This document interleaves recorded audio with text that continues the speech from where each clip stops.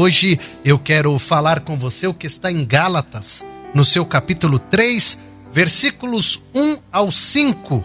A Bíblia vai dizer: Meus queridos Gálatas, vocês ficaram malucos? Alguém os enfeitiçou?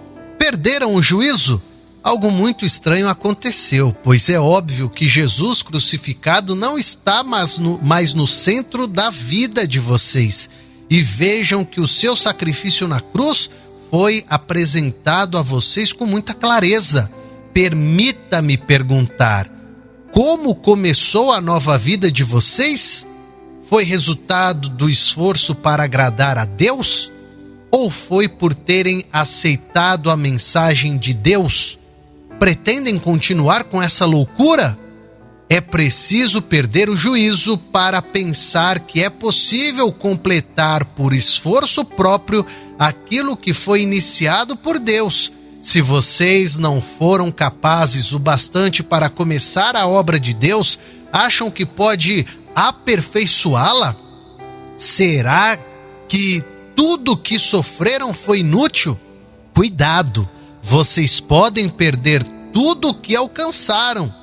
Responde-me, será que Deus, que os presenteia com sua presença, com seu Espírito Santo, que realizou em vocês o que jamais conseguiriam fazer por esforço próprio, fez tudo isso por causa do esforço de vocês ou porque vocês confiaram a Ele esse trabalho? O que acontece com vocês não é diferente do que ocorreu com Abraão. Ele creu em Deus e esse ato de fé transformou-se numa vida justificada por Deus. Uau! Que palavra abençoada! Neste trecho que nós lemos, Paulo direciona a nossa atenção para a importância da fé nessa jornada espiritual. E ele lembra que a caminhada de fé é o caminho para a vida em Cristo Jesus. Aqui no versículo 1 e 2, Paulo faz uma advertência. Ele começa esse trecho dizendo: insensatos, malucos. E ele pergunta: quem os enfeitiçou? Em outras palavras, Paulo está dizendo o que os desviou do caminho da fé. Ele nos lembra que tinha visto Jesus Cristo claramente sendo crucificado. Então aqui ele está querendo dizer: opa, peraí, quem foi que enfeitiçou você? Porque outrora a sua visão, a sua fé estava em Deus. Mas agora não está mais em Deus.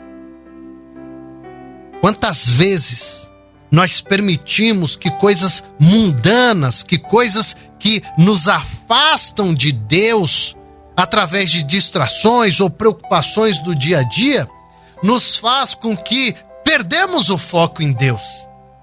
Então, estávamos olhando para Deus, mas de repente, algo, entre aspas, maior, tirou o nosso foco.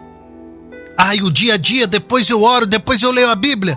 Ai, a correria do trabalho, a correria da faculdade. Ai, depois eu leio a Bíblia, depois eu oro. A festa, a bebida, o passeio, a viagem, depois eu oro, depois eu vou na igreja, depois eu medito na Bíblia. Então veja que algumas situações prazerosas à nossa carne tiraram o quê?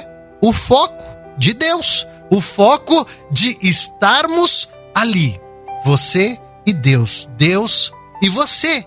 E é isso que o apóstolo Paulo ele está nos orientando, puxando a nossa orelha e dizendo para nós: quem os enfeitiçou?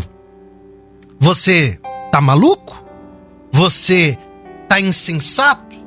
Você tá descrente agora porque num determinado momento seus olhos estavam para Cristo. O seu desejo era Cristo, a sua visão era Cristo, mas agora e aí? Cadê a tua visão para Deus? E aqui no versículo 2, Paulo faz a pergunta crucial: vocês receberam o Espírito Santo por obedecer à lei de Moisés ou por crer no que ouviram e creram? Aqui a resposta ela é muito óbvia. A fé é o ponto de partida. Porque você chegou até Deus não foi por alguém, não foi por pessoas, mas foi pela palavra de Deus, foi pela fé que move você estar com Deus. Então nós somos o quê? Preenchidos com o Espírito Santo. O Espírito Santo é quem nos move a entender que somos carentes de Deus, que somos carentes da presença dele e que precisamos estar todos os dias conectados com Deus. Deixa eu só te lembrar, as nossas obras e méritos não podem nos salvar, não. É a nossa fé em Jesus Cristo que nos torna filhos de Deus, que nos concede o Espírito Santo. E aqui, como Paulo enfatiza, a fé é o começo de tudo na vida cristã. Se eu não acredito em Deus, eu não posso ter Deus. Se eu não acredito em Deus, eu não posso orar para Deus. Se eu não acredito em Deus, como eu estarei com Deus? Mas eu sou uma pessoa que eu faço caridade, eu dou cesta básica, eu ajudo a pagar um aluguel, a pagar uma conta de água, de luz dessa pessoa. Então eu fazendo isso, eu estou salvo. Não. A Bíblia vai dizer para nós no Evangelho de Mateus, no seu capítulo 7, versículos 22 e 23. Senhor, nós pregamos a mensagem, expulsamos demônios e todos diziam que nossos projetos eram patrocinados por Deus, estava Deus ali assinando o que nós estávamos fazendo. Mas sabe o que Deus, ele vai dizer para esse tipo de pessoa que quer de alguma forma dizer que as obras que foram feitas na terra o dão direito de entrar no céu? Aí Deus vai dizer, vocês perderam a oportunidade.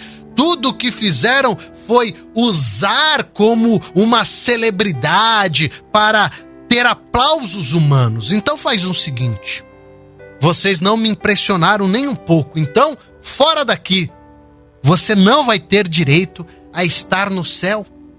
Por quê? Porque você enfatizou mais as suas obras da mão, as suas obras terrenas. Mas e a espiritual? De orar, de jejuar, de amar, de perdoar, de ter o seu momento devocional em leitura bíblica. Hoje, esse mesmo perigo, ele está entre nós. Muitas vezes nós confiamos demais na capacidade de viver uma vida justa.